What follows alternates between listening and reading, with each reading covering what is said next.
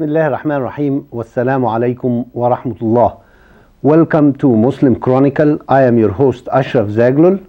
And inshallah today I want to talk about a topic that I really enjoy talking about, which is the love of Allah, Hubbillah. And you know, how do we increase this love in our hearts? I remember I was praying Al-Fajr prayer one day in a masjid, and a young man, must have been 12, 13 years old, came to me and said, please teach me how to love Allah more. Subhanallah, he wants to learn how to love Allah more. And then what we have to ask ourselves, why do we want this love? The first thing is a hadith Qudusi. Allah subhanahu wa ta'ala, if he loves somebody, he tells Gabriel, the angel Gabriel, that I love so and so. So Gabriel announces in heavens and earth that Allah subhanahu wa ta'ala loves this person.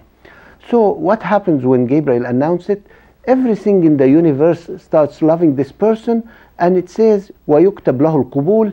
It is written for him acceptance. What does acceptance mean? When you go to do something, you find it easy. You're going to apply for a job, you get it. You're applying to university, you get it. You want a special course, you get it.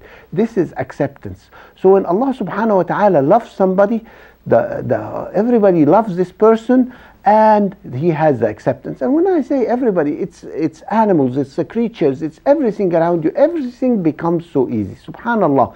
So this is what happens when you achieve this love of Allah subhanahu wa ta'ala. So the question becomes, how do we achieve this love? Or what is it that makes Allah subhanahu wa ta'ala loves a person? And again, Allah subhanahu wa ta'ala says, people approach me or try to come closer to me with the worship. And مازال عبدي يتقرب إلي بالنوافل. So my servant keeps approaching me with worshipping and with extras, because in Islam we have something that's compulsory, like we have to pray 5 times a day, and the fasting and zakah and hajj once. These are compulsory things. The extras is when you pray extra, when you fast extra, other days other than Ramadan, when you do extra umrahs. All these things are the extras. We do it for the sake of Allah subhanahu wa ta'ala. So Allah subhanahu wa ta'ala says, when you do these things and you do more of them, you are coming closer to me till I love you. So what happens when Allah subhanahu wa ta'ala loves a person? Allah subhanahu wa ta'ala, when he loves a person, he becomes his hand that he strikes with, his foot that he walks on, his eyes that he sees with, his ears that he hears with. So now this person is sensitive. He hears everything and has the power. And Allah subhanahu wa ta'ala says, and if he asks, I answer him. Whatever this person that Allah subhanahu wa ta'ala loves asks, Allah subhanahu wa ta'ala will answer his prayers. So subhanallah, all these things we can achieve if we approach Allah subhanahu wa ta'ala and do the good deeds and see what Allah subhanahu wa ta'ala loves. And based on this, inshallah, we attain the love of Allah subhanahu wa ta'ala. Let's see some of the things, or what does Allah subhanahu wa ta'ala love, or who does he love? It tells us in the Quran, Inna Allah yuhibb, Allah loves, and then it tells us in so many places different characteristics in the humans or in his servants that Allah subhanahu wa ta'ala loves. One of them is al-muttaqeen. Al-muttaqeen is those who observe Allah subhanahu wa ta'ala and observe every step. And taqwa, it comes from the word taqwa. And taqwa is one of the tough words. There is no one word or a couple of words, a sentence that could explain taqwa. Actually, sometimes I feel you need to write a book to understand what taqwa is. You can write a few PhD theses on a taqwa. But the best example, when they ask some of the salihin, the good people, to explain a taqwa, the answer has always come back, did you ever walk in a road or a street that has thorns and maybe broken glass? So the person says, yes. He says, so what do you do when you're walking in this road? The person always answers, I am very careful. I look at every step. I watch where I'm landing, and I'm very careful. They tell them this is similarly is taqwa. Taqwa is you have to watch where you're going, and you have to look at what you're doing, and are you doing it for the sake of Allah? And we have to make everything for the sake of Allah. For example, when we're eating, usually we eat because we enjoy it and we want to have strength, and there's nothing wrong with that. Why not say, when I'm eating to so I do have strength, so maybe I can do my job properly, maybe I can pray properly, maybe I can get up at night. So here we're linking the food to worshipping Allah subhanahu wa ta'ala and obeying Allah, because us, when we work, are obeying Allah. You know, so everything we do it for the sake of Allah subhanahu wa ta'ala.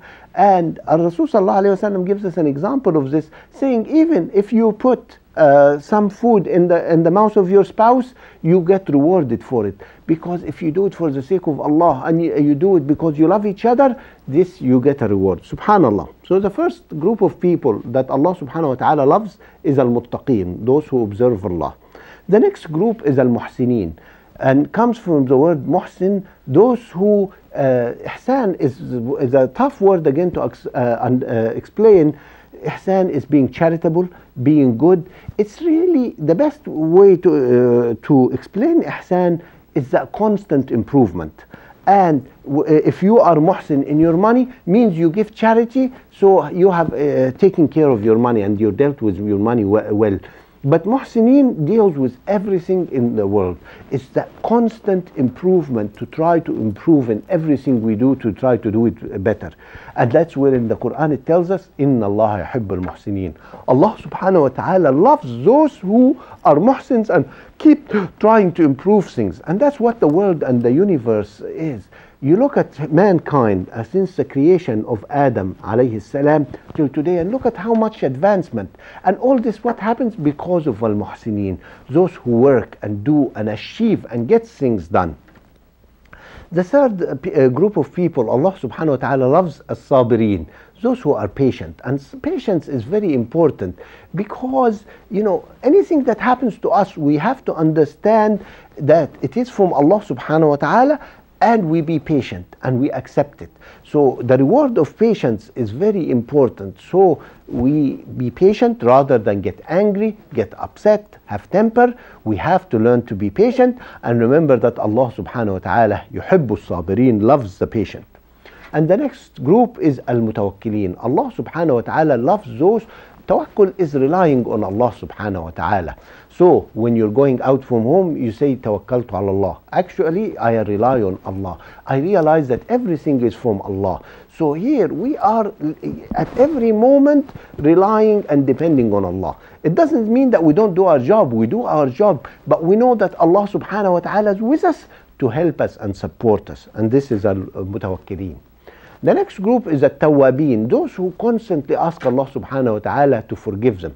Because what we have to understand is, as humans, we do mistakes. We do mistakes all the time, intentionally or unintentionally.